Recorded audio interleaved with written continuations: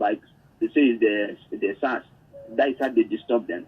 So it's not something that we should spend time roaming around looking for solution. Okay. The IG himself has heard much complaints about these things that are happening, and even some videos have trended over time that to choose the atrocities that these SARS operatives are committing. So what they should do is that, I don't know for sure, because one thing is that if they scrap police or SARS, all these people that have been disturbing on the road, there is a tendency that they will come back and start disturbing again. Okay. So the Inspector General himself, what I will ask, if I have opportunity to ask him direct, I will say, sir, look at the situation. These things have been happening and they have been complaining, and you watch videos that shows that these atrocities have been committed by the SARS operatives. What is next? At the same time, considering the fact that if there is no police force in Nigeria, the criminal activities will persist, then what do we do as a nation? It's a question that I would like the IG to answer. That is why he's being appointed to be the boss of that agency. Okay. What is next? What is police force meant for? To help Nigeria, or to what are their operations? What is this supposed to be? So I'm quite tired. I'm confused right now, because on the other hand, if you scrap police, there is a tendency that criminal activities will persist.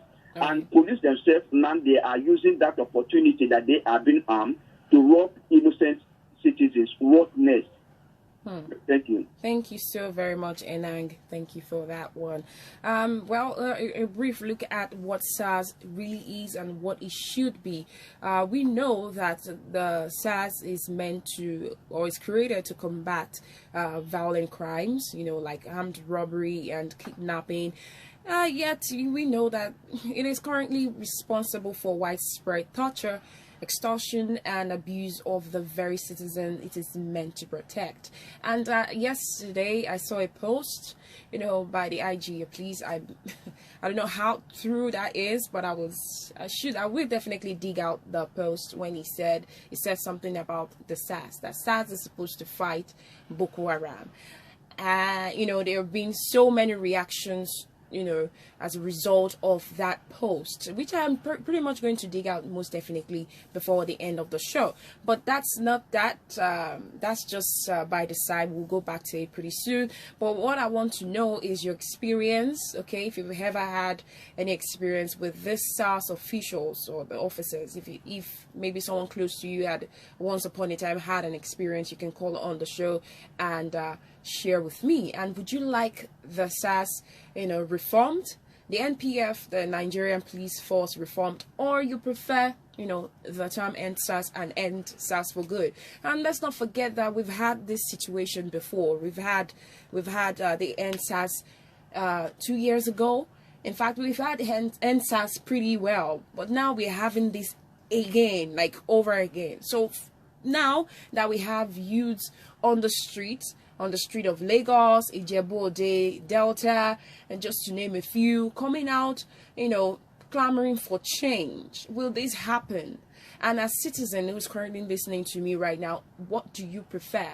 But now, the thing is, I would actually love to hear from the perspective of those who have had an experience with the SARS officers. Lagos Talks. Hello. Good morning. Good morning to you. What's your name? Please do make your points really short. All right? Yes. I will try and make it as short as possible. Okay. My name, let me just use Wasiu as my name. Okay, Wasiu. All right, let's do that. Yeah. So, coming from the point... You've had an experience. Okay. I've had experiences with the Nigerian police. Okay, Nigerian police per se. Okay. Yes. I would call it similar to the way SARS operate. Okay. These guys came, no uniform, no nothing, just picked me and my friend. We were actually going to work that morning, on a Saturday morning. They picked us up, they took us to their station, put us at the back of the car with some other guys, and they treated us like common criminals. Wow.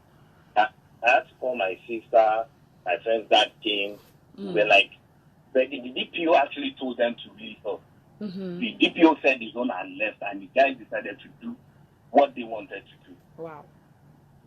As in, they could care less. They said yes, sir, and the DPO left, and they still collected like 5,000 from each one of us. Wow. That is from the Nigerian police. Now, going forward, my own suggestion is they should revamp the entire staff of the entire police force. If it's to scrap this entire set and bring in a new set, okay. But they should, or if it's the same set, they should retrain them, reindoctrinate them, reprogram their brains. That please, you are meant to protect these people, not harass them. Because now, whatever you say or what laws or whatever the ID says, it doesn't seem to work for them. Right. Because that is the mindset they have. Okay. That they do this and they can do it and no them. Okay. So I believe they should revamp the entire police force. Okay. Reindoctrinate them, reprogram them. If it's to scratch this entire set, get a new set, fine.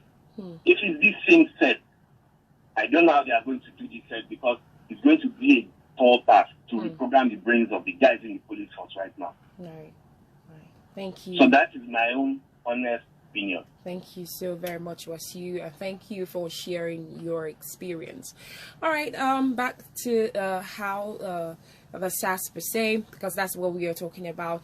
A 2016 Amnesty International report showed how SARS officers are frequently detained, tortured, and extorted young Nigerians. The report actually exposed detention facilities in Abuja, Enugu, and Anambra, where victims were tormented and coerced into confessing to crimes they did not commit. Now, there is one Abdullahi Zakari, who was one of those victims at that time. He said he and his brothers were detained by SARS in Abuja and were tortured and forced to admit to being robbers. They asked us to lie down and were hitting us with rocks, telling us to admit that we were robbers. We kept denying. His injuries were so severe that he spent weeks in the hospitals after. Now, the abuse of power displayed by SARS officers does not stop at unlawful arrest, which we know, and extortion, but has evolved into, you know what it is, murder. Medical doctors also describe how members of the anti-robbery unit shoot their victims and cover their tracks at hospital.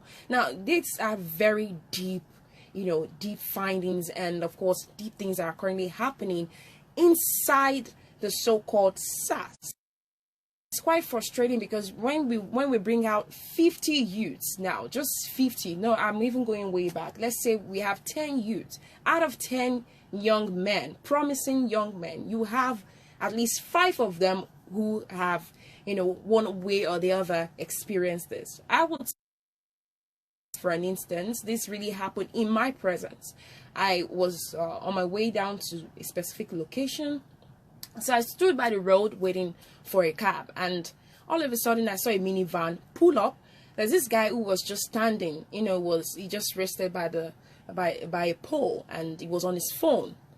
Before I could say, they picked up this guy, and the guy was like, what did I do? What did I do? And then they just, took him inside the van and zoomed off. And everyone was like, okay, what's happening here?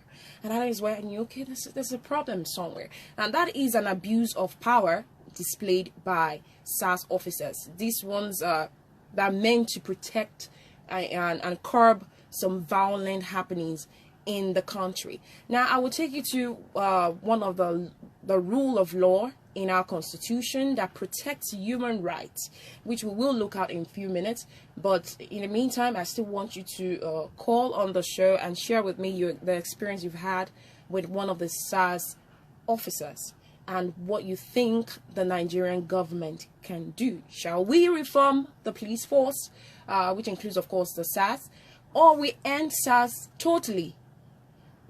Whichever way, I don't know. You be the judge of that. But you know what? I would like you to share your experience with me on the show. Don't worry, you do not have to say your name, but you just have to give me a name, okay? Thank you. Lagos Talks. Yeah, hello, Eve. Good morning. Good morning to you. What's your name?